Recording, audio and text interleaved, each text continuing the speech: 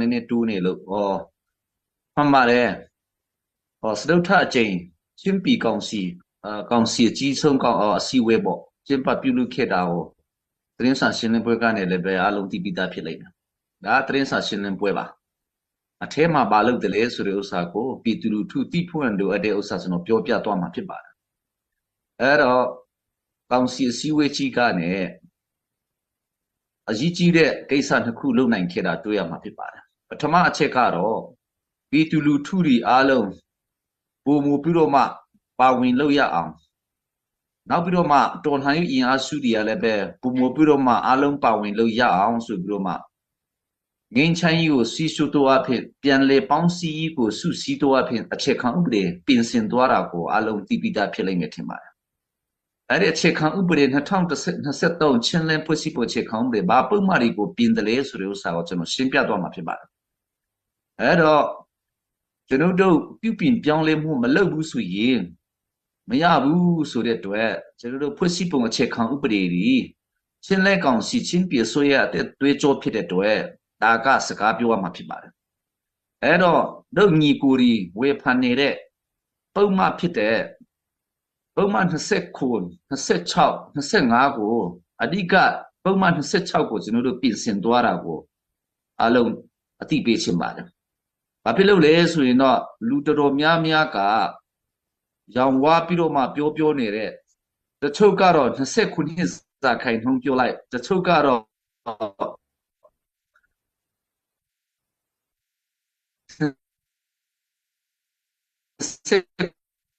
ခုနှစ်ဦးပြောလိုက်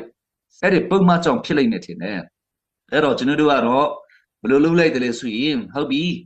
အားလုံးပါဝင်နိုင်ရေးကျွန်တော်ညီကိုတွေဖြစ်တဲ့ brotherhood ဒီလည်းပဲပါဝင်နိုင်ရေးပြည်သူလူထုတွေကလည်းမဝေဝါအောင်ဆိုပြီးတော့မှဖွဲ့စည်းပုံအခြေခံဥပဒေလေးလာသုံးသပ်ရေးအဖွဲ့ဆိုပြီးတော့မှကျွန်တော်တို့ဖွဲ့စည်းတယ်အဲ့မှာချင်းလက်ကောင်စီဒုဥက္ကဋ္ဌနှင့်ဝန်ကြီးချုပ်လွှတ်တော်ဥက္ကဋ္ဌ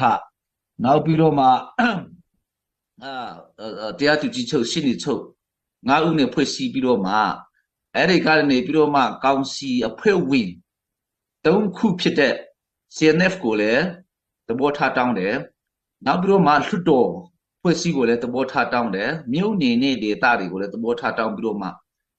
ကျွန်တော်တို့ပြန်လည်သုံးသပ်ရတာဖြစ်တယ်အဲ့တော့သုံးသပ်ချက်အရကျွန်တော်တို့ကောင်စီကြီးမှာတင်သွင်းတဲ့ဥစ္စာကတော့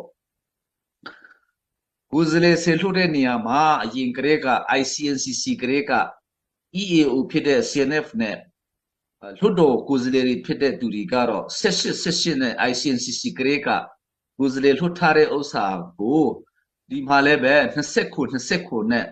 ကျွန်တော်တို့အခြေခံဥပဒေမှာရေးထားတာဖြစ်တယ်။သို့တော့အဲ့ဒီဥစ္စာတွေသူများတွေဝေဝါးစေတဲ့ဖြစ်တဲ့အတွက်ချင်းလဲကောင်စီချင်းပီကြမှာတော့အောင်ဆိုပြီးတော့မှကျွန်တော်တို့ပြင်ဆင်ခဲ့တယ်။ဘလို့ပြင်ဆင်တယ်ဆိုရင်တော့လွှတ်တော်အမတ်တွေ15ဦး CNF 15ဦးဆိုပြီးတော့ပြင်ဆင်ခဲ့တယ်။လေလာသုံးသပ်ရဖွဲ့ကနေဒါပေမဲ့ကောင်စီစည်းဝေးကြီးကပြင်ဆင်နိုင်တဲ့ဆုံးဖြတ်ချက်ချနိုင်တဲ့နေရာဖြစ်တဲ့ခါကျတော့လွှတ်တော်အမတ်တွေကတော့ဘယ်လိုလုပ်လိုက်တယ်လဲဆိုရင်တော့ငါတို့ကိုတော့29ဦးထားပြလိုက်ပါဆိုပြီးတော့ပြန်တောင်းဆိုတယ်ဒါပေမဲ့ CNF CNA ကတော့ဟုတ်ပြီ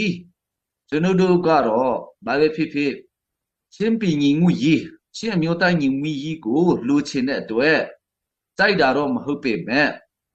29ကနေ15ဦးကိုဆော့ချတာကျွန်တော်တို့ကတော့လက်ခံမယ်ဆိုပြီးတော့မှတို့လက်ခံပေးလိုက်တာတွေ့ရတယ်အဲ့ဒါကြောင့်ဘုံမှ26မှာပါဝင်တဲ့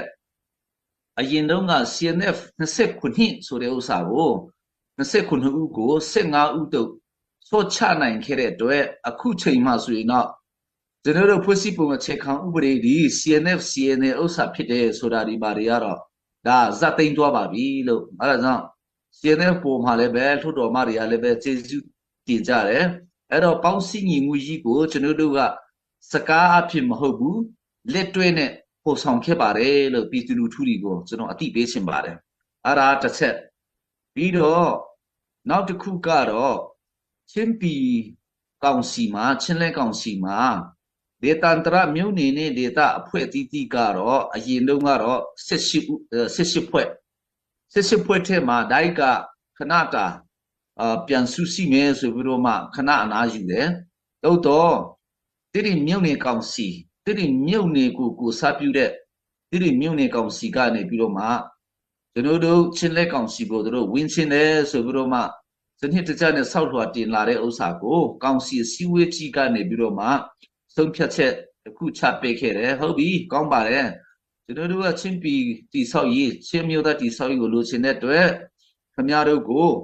လက်ခံမယ်ဆိုပြီးတော့မှကျွန်တော်တို့ယာယီနဲ့လက်ခံခဲ့တာကိုလည်းအလုံးတွေ့မြင်ရမှာဖြစ်ပါတယ်အဲ့ဒါကြောင့်အခုချိန်မှဆိုရင်တော့စီပီတာစီရင်ဆွဲမြုပ်နေ9မြုပ်နေထက်ကမြုပ်နေ10မြုပ်နေကတော့ချင်းပြည်ကောင်စီမှာဝင်သွားပါပြီလို့ကျွန်တော်အားလုံးကိုအသိပေးချင်ပါတယ်အဲ့တော့မဝင်သေးတဲ့ဥစ္စာကတော့မြုပ်နေနာမည်နဲ့ဆိုရင်တော့ဖလားမြုပ်နေပဲကြံစီပါတယ်လို့တော့ဖလားမြုပ်နေဆိုတာလည်းပဲဝလငုတ်ဒေတာနဲ့ဇာညက်ဒေတာနဲ့ကွေးပြီးသားဆိုတော့ဒီလောက်မှမကြံတော့ပါဘူးလို့အဲ့ဒါကြောင့်ဒီတူလူထုရဲ့သဘောဆန္ဒကျွန်တော်တို့ချင်းပြည်ကောင်စီရဲ့အခြေခံဥပဒေအရတော်လကောက်မူဝါဒအရတော်လကောက်ဟန်ကန်တဲ့ဥစ္စာဖြစ်တဲ့အတွက်တဖြည်းဖြည်းနဲ့ချင်းပြည်ကောင်စီမှာဝင်ရောက်သွားတာကိုအလုံးတွေ့ကြမှာဖြစ်ပါတယ်လို့ဒါကြောင့်များမကြခင်မှာဖွဲ့စည်းပုံအခြေခံဥပဒေလေးပြင်ဆင်သွားပြီဆိုတော့ကျွန်တော်တို့ပေါင်းစည်းဖို့ရန်အတွက်တော့ကျွန်တော်တို့ချင်းပြည်ကောင်စီနေနဲ့တော့လက်တွေ့နဲ့ပတ်သက်နဲ့မဟုတ်ဘဲနဲ့လုတ်ပြသွားပါပြီလို့ပြည်သူလူထုတွေကိုကျွန်တော်အစဉ်ခံတင်ပြချင်ပါတယ်ကျေးဇူးတင်ပါတယ်